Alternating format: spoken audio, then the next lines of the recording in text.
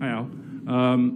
How would you say you guys match up against the Warriors? I mean, knowing how they try to pass the ball around and try to find the open shooter, is it going to be tough trying to defend against them? No question.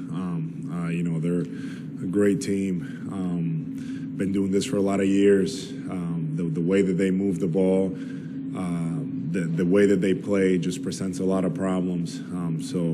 It's definitely a huge challenge for our group. Second row on the right. Hey, Al, two quick ones. Just how's it feel to be here? You had this long journey to get to this point and a lot of moments where you felt just short. And then number two, it felt like this whole Celtics run kind of started with Marcus getting drafted. You joined a team that he was on. How have you just kind of seen him grow into the leader of this group in many ways? Well, it feels great to be here. Just still soaking everything in, being here in San Francisco and being in the finals. It's something it's exciting.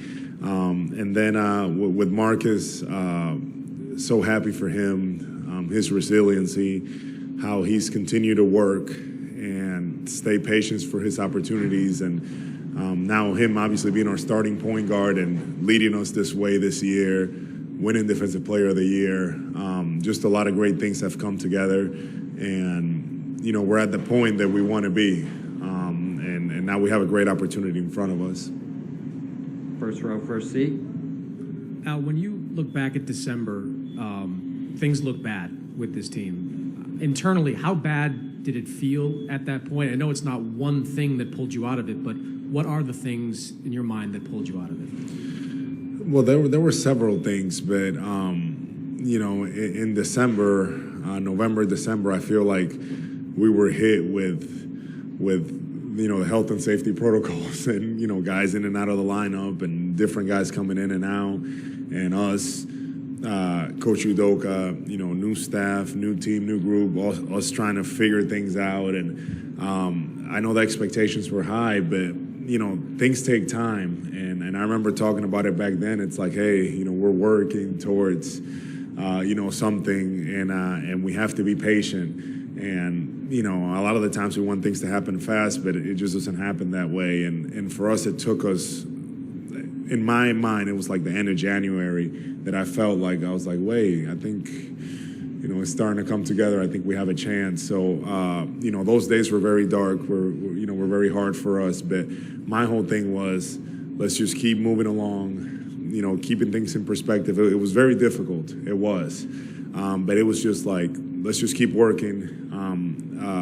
I believe in this group. I think Coach Udoka believed in our group as well, and we just stayed at it eventually until finally we were able to break through. Fourth row on the right. There you go. Hey Al, this being your second tour of duty with the Celtics, obviously you're coming with a certain type of expectations. How have those expectations mirrored what you are dealing with from a reality standpoint? Like, has this been better than you thought it would be this year?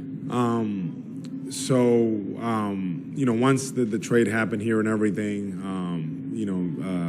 I texted with Jason a few times, and I told him that I was looking forward for us to being in these positions, this coming season, and I really believe that. When I shared that with him, I looked at our group. I saw the potential there. I already played with these guys before. I know what they're about, and I just knew that if we got it together, that we were going to have an opportunity. We were going to have a chance, and it's something that I believed from the beginning.